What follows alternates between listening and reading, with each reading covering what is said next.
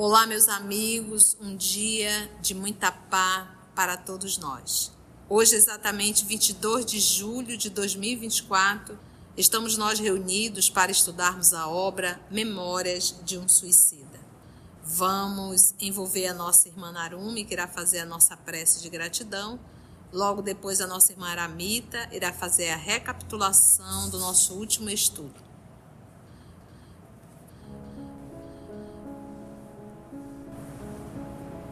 Senhor Jesus, Mestre amigo, te agradecemos por mais um dia de estudo, mais um dia de chamado para renovação. Mestre querido, que o Senhor possa nos conduzir nesse estudo desse livro tão importante, esses conhecimentos para a humanidade nos dias atuais. A depressão e o suicídio são as chagas do mundo moderno e muitas pessoas não sabem o que fazer diante desses problemas.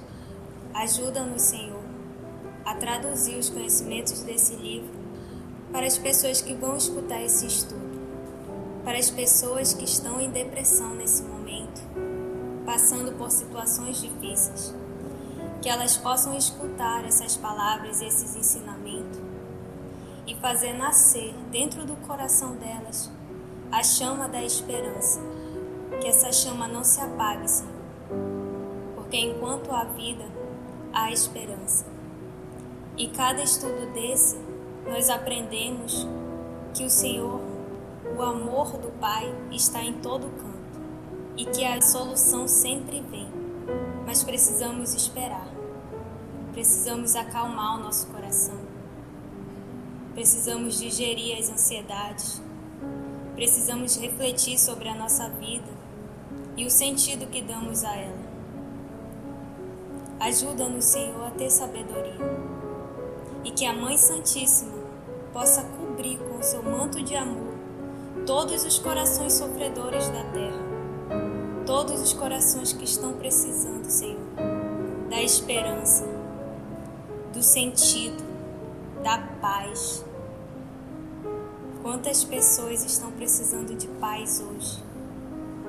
Nas trevas do sofrimento e do desespero, querem parar a dor pelo caminho mais fácil, que consideram mais fácil, pois não sabem o que esperam do outro lado. Mãe Santíssima, ajuda esses corações e que através desse estudo eles possam escutar no âmago do coração e dentro da alma de cada um que nasça a esperança, a calma e a paz que eles precisam. Que assim seja.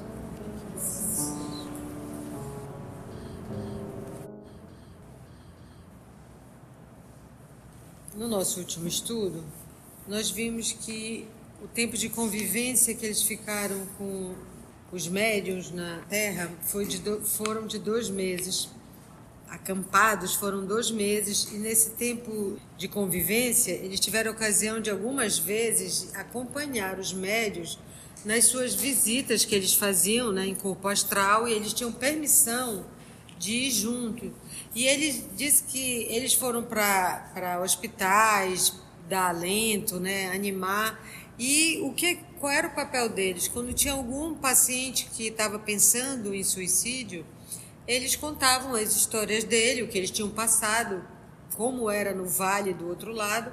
E ele disse que várias vezes, né, fala do Belarmino, que encontrou oportunidade nessas ocasiões de exercitar o seu verbo, e muitas pessoas nesse intercâmbio conseguiram dissuadir pessoas de cometer o suicídio. Aí ele dá uma passada de tempo, que passaram-se 2 anos, né? Eles voltam para o mundo espiritual, e nesses 2 anos ele conhece um médium que é conterrâneo dele, e ele vai ter a oportunidade de se comunicar, mandar uma comunicação.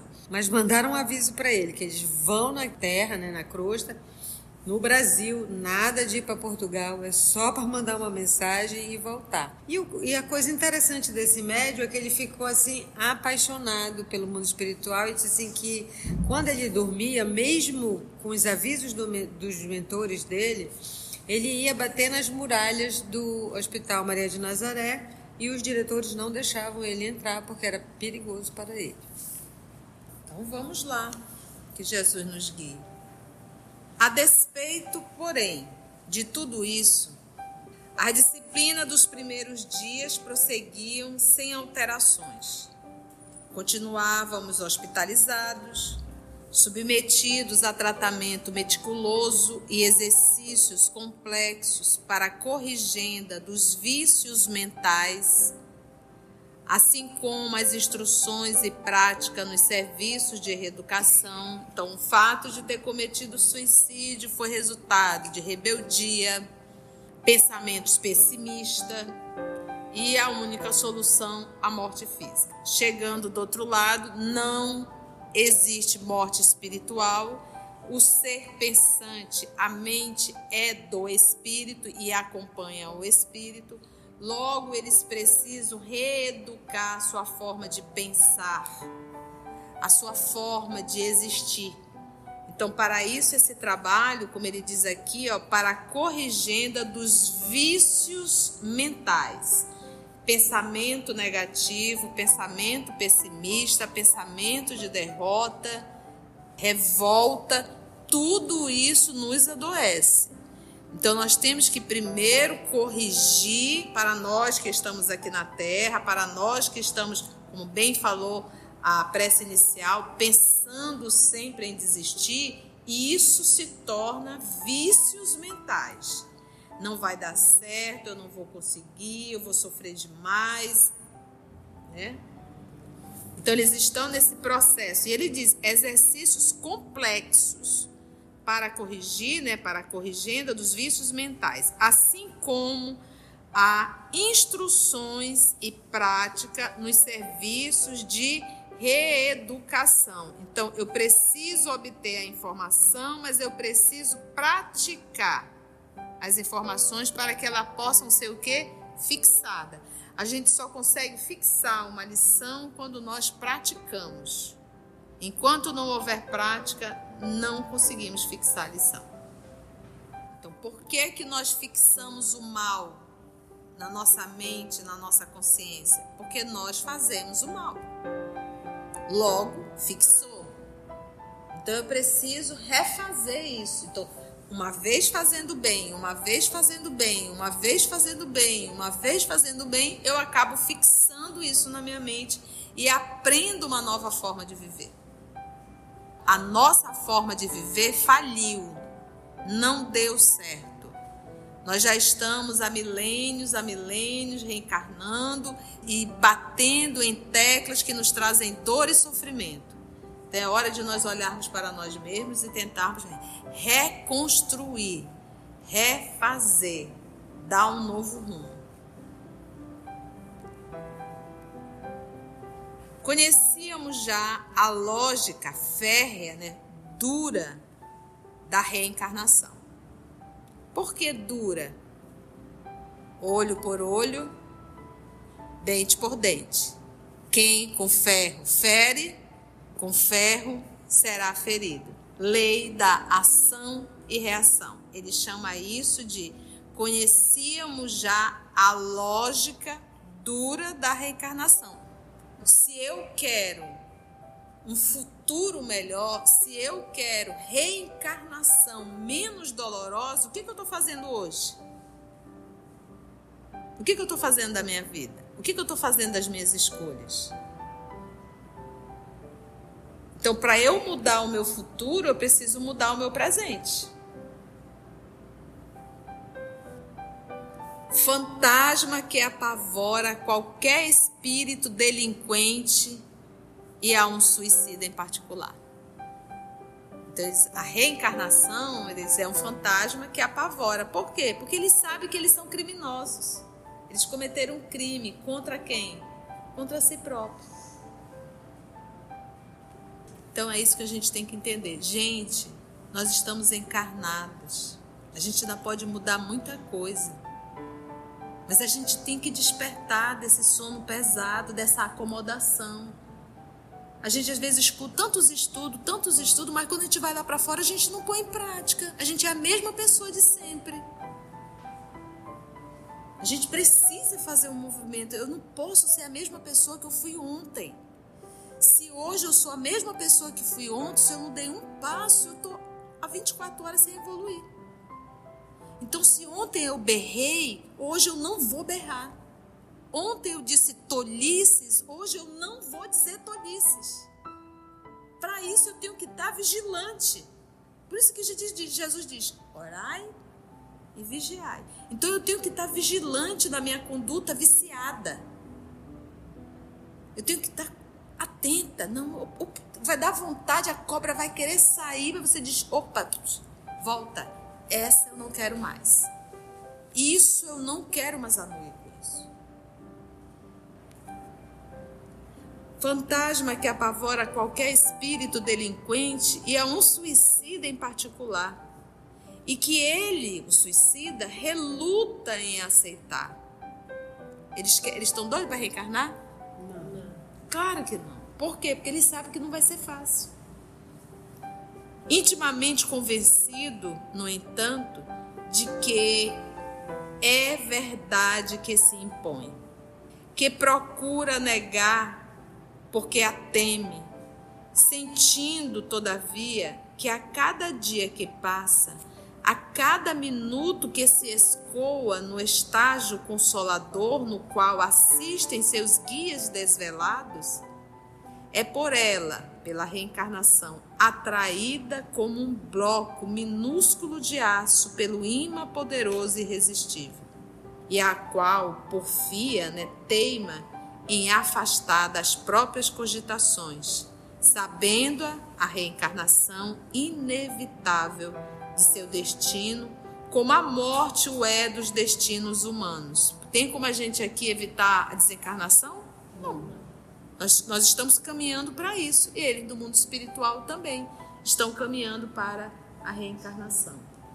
Entretanto, não a experimentáramos ainda pessoalmente, vasculhando os arquivos reveladores da subconsciência, a fim de contemplarmos nosso ser na plenitude da inferioridade moral que lhe era própria.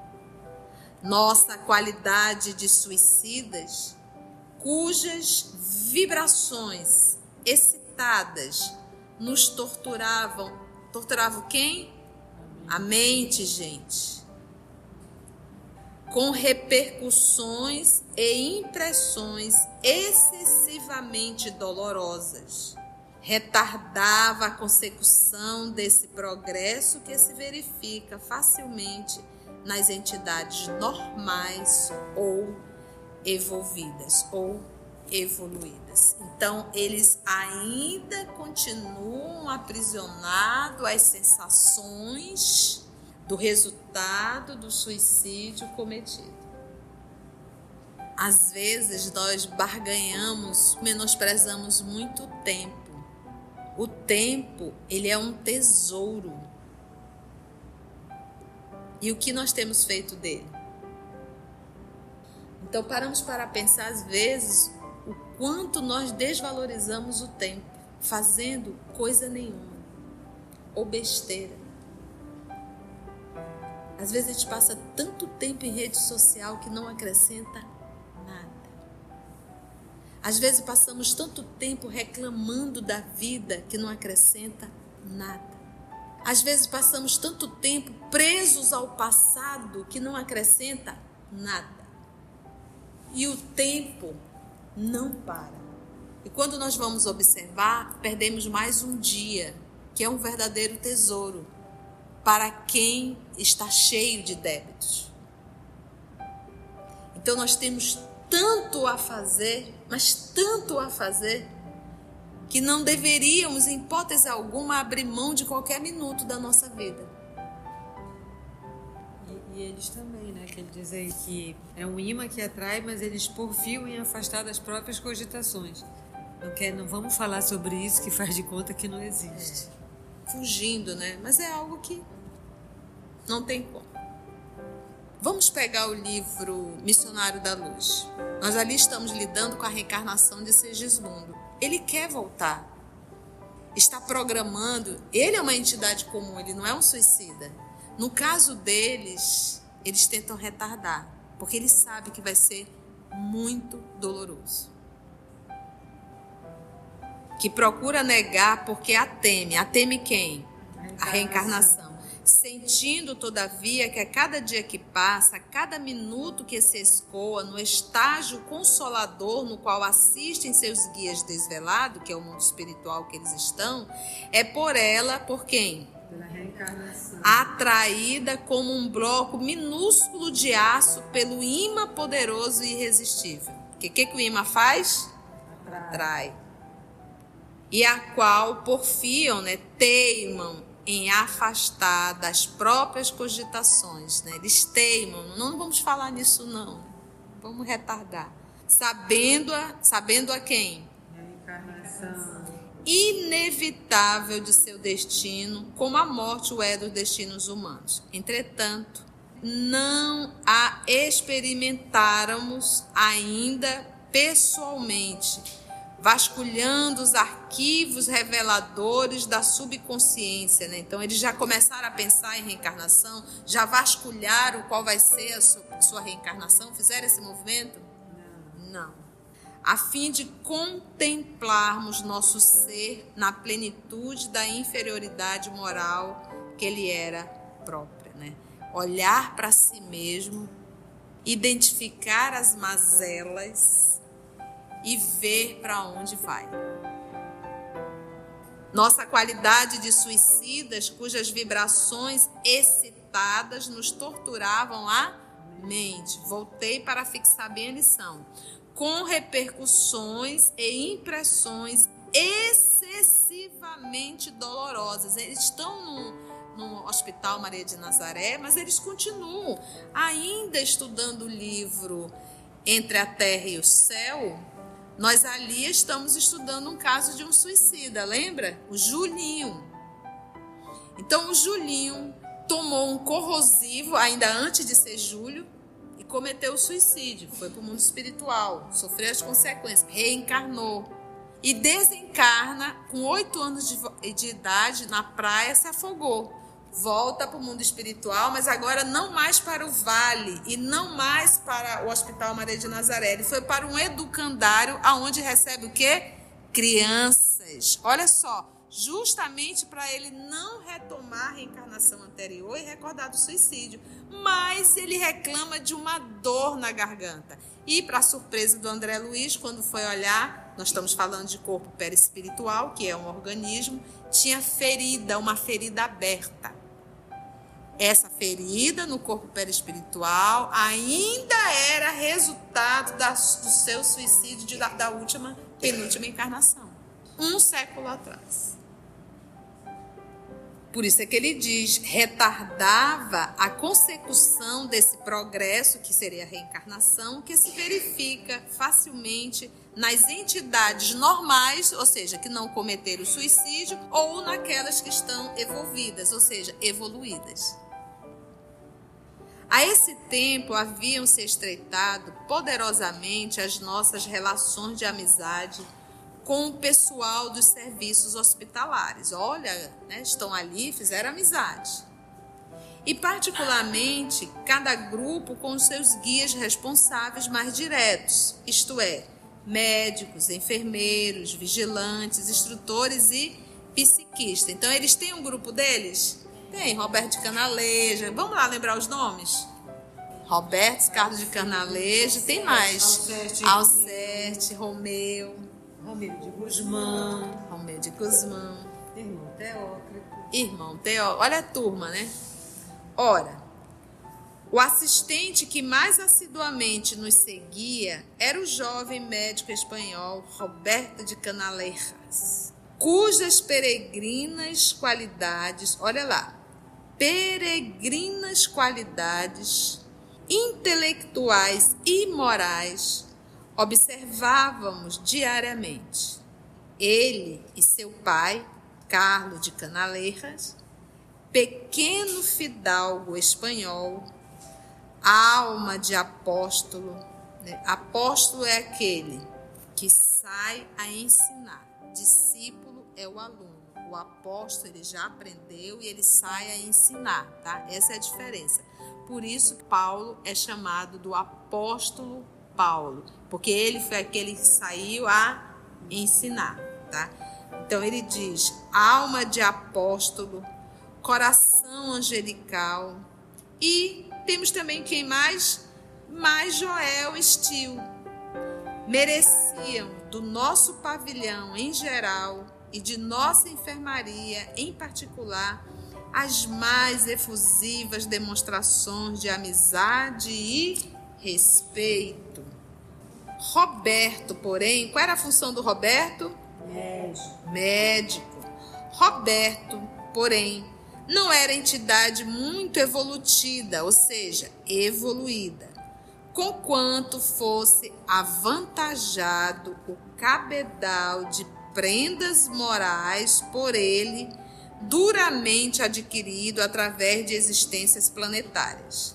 Tratava-se de um espírito em marcha franca no carreiro, ou seja, no caminho áspero do progresso, e viera para o estágio de além-túmulo não havia sequer um século, após a encarnação reparadora muito acerba, ou seja, muito difícil, na qual a dor de brutal traição conjugal despedaçara-lhe o coração e a felicidade que julgara fruir.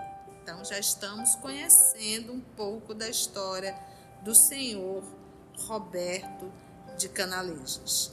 Ele teve um casamento e desse casamento a esposa o traiu, despedaçando-lhe o coração e a felicidade que julgara fruir. Tivera Roberto nada menos do que o lar destroçado pelo perjúrio, quebra de juramento da esposa a quem amara com todo o devotamento possível a um coração de esposo. Vira morrer a filha querida, primogênita, ou seja, a primeira dessa união, que tudo fizera supor auspiciosa, e duradoura. Aos 7 anos, vítima da nostalgia originada pela ausência materna, agravada com a tuberculose herdada dele próprio, seu pai, que por sua vez a adquirira durante abnegadas pesquisas em enfermos portadores do terrível mal. Gente, olha a vida do Roberto. Por sua vez, adquirira durante abnegadas pesquisas em enfermos portadores do terrível mal, porque a tuberculose tinha cura? Não. E logo ele adquiriu e também passou para sua filhinha. Pois, como médico, dedicara-se a humanitários estudos a respeito do até hoje insolúvel problema. Naquela época, sofrera humilhações penosas, porque imagina o que era um homem ser abandonado e traído pela sua esposa. Se isso hoje é ainda motivo de chacota, você imagina naquela época.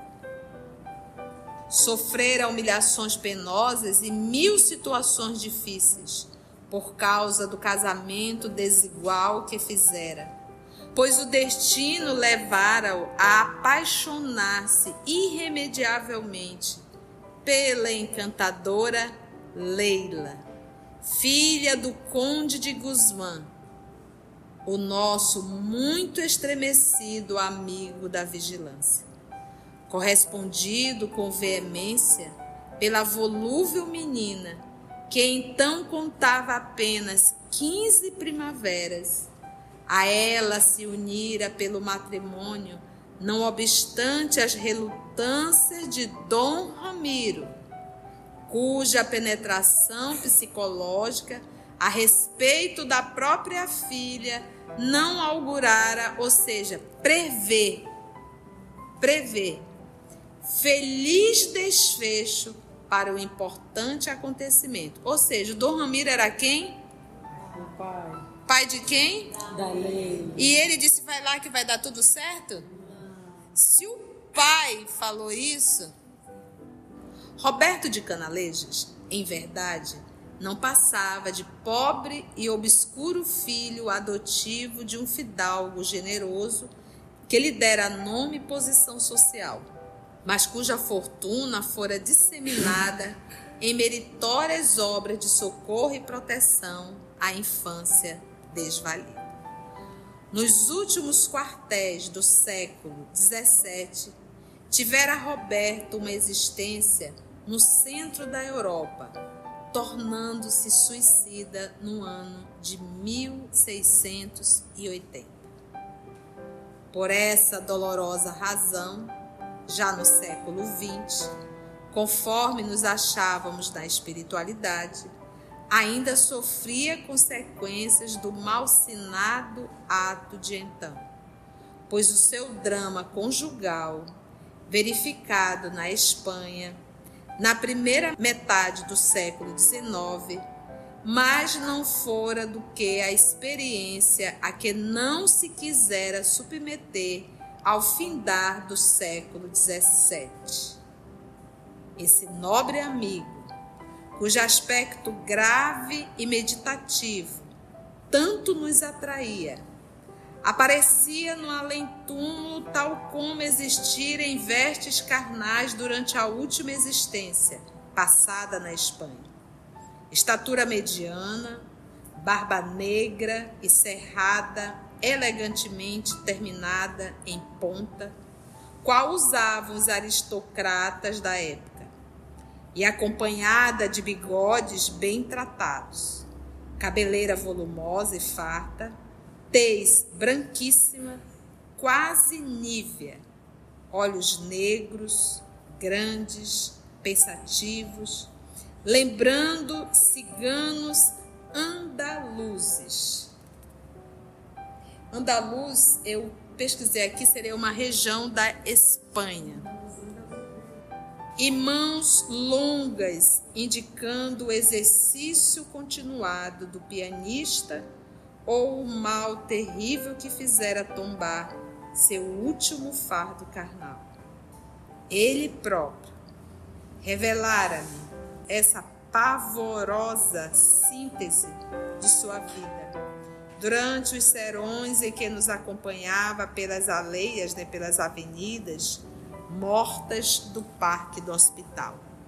Fizera-o, porém, no intuito altruístico, de elucidação, concitando-nos ao valor para enfrentar o futuro que áspero nos aguardava, porquanto, ao suicida, cumpre reparar a fraqueza de que deu provas, curando-se do desânimo que o ata à inferioridade, com testemunhos decisivos de fortaleza e resoluções salvadoras.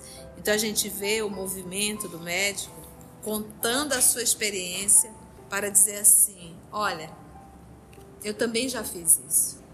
Então, vamos lá, vamos nos refazer, vamos continuar, Algum comentário, minhas irmãs? Vamos parar aí, cenas do próximo capítulo, tá bom?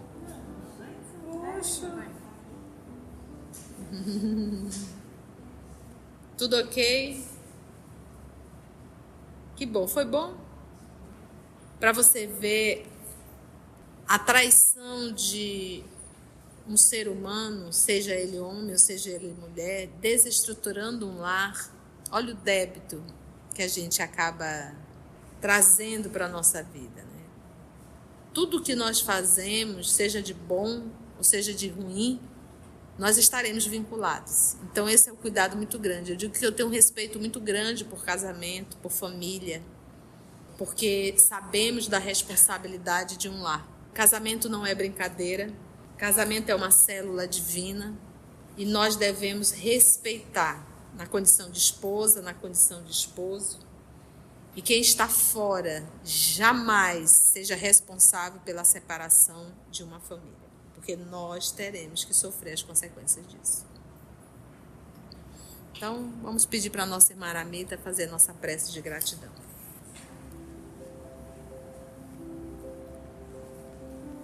Graças te damos, Senhor da vida, pela oportunidade de escutarmos outras vidas de uma forma tão didática, tão elucidativa, tão instrutiva. Ao ver o drama dos outros através dessas histórias, das memórias de um suicídio, que possamos ajeitar os nossos caminhos, aceitar enquanto é tempo a vida para transformar, sairmos da ociosidade, sairmos das reclamações, das revoltas. Espíritos rebeldes que somos, às vezes nem nos damos conta da revolta porque o que nos chega, da revolta do que não nos chega. Então nunca estamos satisfeitos, estamos sempre buscando o que não é devido a nós. Ainda não sabemos aceitar, ainda não sabemos operar no posto de comando em que tu nos deixaste. Emmanuel nos diz: porfia no teu dever aonde estiveres. Não abandona o teu posto de serviço. E nós, ainda revoltados e rebeldes, queremos descanso, queremos prazer, queremos vida fácil. Ajuda-nos, Jesus, para compreendermos o valor do trabalho, do esforço, da renovação, como bem falou a Naru. Que possamos cada um de nós aqui presentes, encarnados e desencarnados, possamos segurar as rédeas da nossa vida e trabalhar pela nossa renovação. Mas uma renovação sem ti, Jesus, é uma renovação perdida. Sem prece, sem aceitar o teu jugo suave e teu fardo leve, cairemos de novo como temos caído séculos e séculos. Ajuda-nos, Jesus, a porfiarmos contigo, a não abandonarmos por nenhuma loucura de nossa cabeça o teu caminho, que é suave, apesar de ser estreito, mas que é muito melhor que essa vida mundana que nos faz repetir e repetir. Ajuda-nos a ficarmos contigo, pois já sabemos que tu estás conosco desde sempre. Que assim seja.